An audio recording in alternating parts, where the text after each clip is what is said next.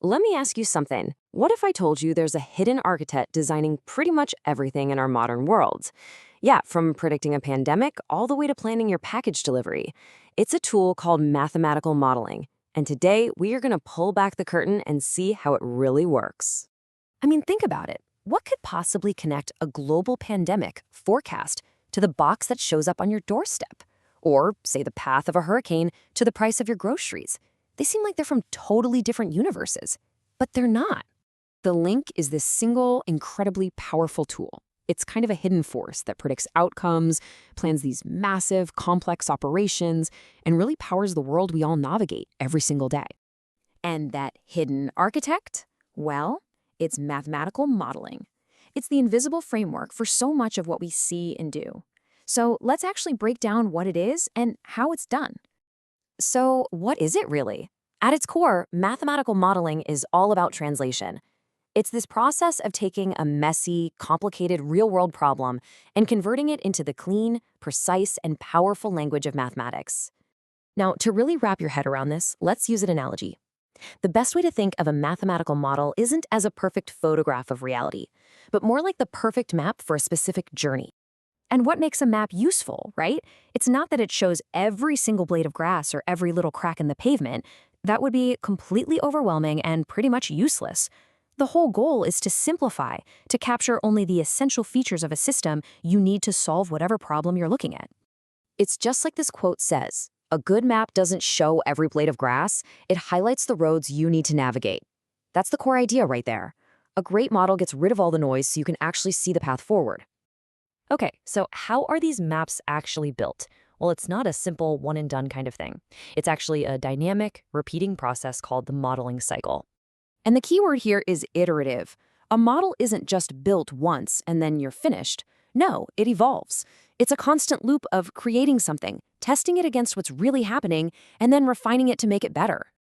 And this lays out the entire loop. You see, it all starts with the real-world problem. From there, you formulate a math version of it, you solve the equations, but the answer isn't the end of the road. You have to interpret what that answer means, validate it with real data, and, this is the crucial part, refine the model and start the cycle all over again to make it even better.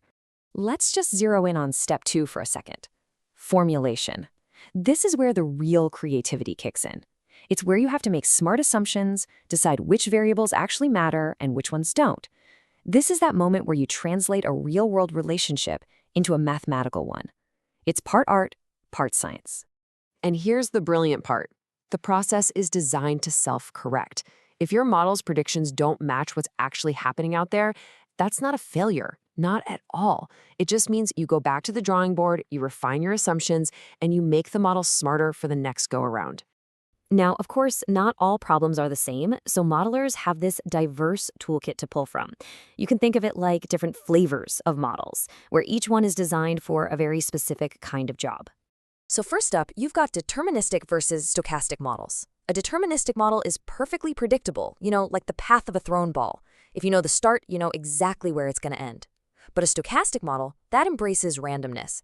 Think about the stock market. You can't predict one specific price change, but you can model the overall trends and probabilities. Then there's linear versus nonlinear. Linear models are pretty straightforward. You double the input, you double the output. Simple. But nonlinear models? That's where things get really wild. This is where a tiny little change at the very beginning can cause massive, unpredictable results down the line, what we famously call the butterfly effect. And finally, we've got discrete versus continuous. Discrete models look at changes that happen in distinct steps, like your bank calculating your interest just once a month. Bam. Continuous models, on the other hand, track change that's happening constantly, smoothly, like the way water flows out of a tank. All right, so we've got the concept, we've got the tools. Now let's get to where the real magic happens. How these models solve tangible, real-world problems that affect all of us every single day. Here's the secret sauce. The true power of modeling is that it lets us run what-if scenarios, these virtual experiments. We can test ideas that in the real world would just be way too dangerous, way too expensive, or would simply take forever to see the results. Take engineering, for instance. Long before a single piece of steel is in place, engineers are using models to simulate exactly how a new bridge will vibrate in a storm. They can test its limits in a computer to make absolutely sure it won't collapse in real life. And the stakes can be literally life or death. Epidemiologists use something called the SIR model to predict how a disease will spread. By modeling the population is either susceptible, infected, or recovered, they can figure out exactly what it's going to take to stop an outbreak in its tracks. And hey, remember that question from the very beginning? This is it. Companies like Amazon and FedEx, they face this colossal puzzle every single day. How do you deliver thousands of packages efficiently?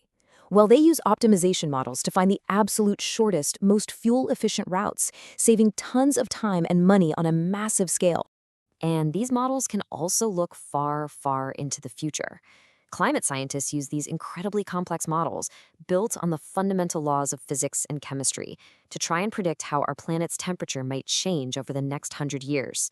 It's really our best tool for peering into the future of our world. So, it's pretty clear, right?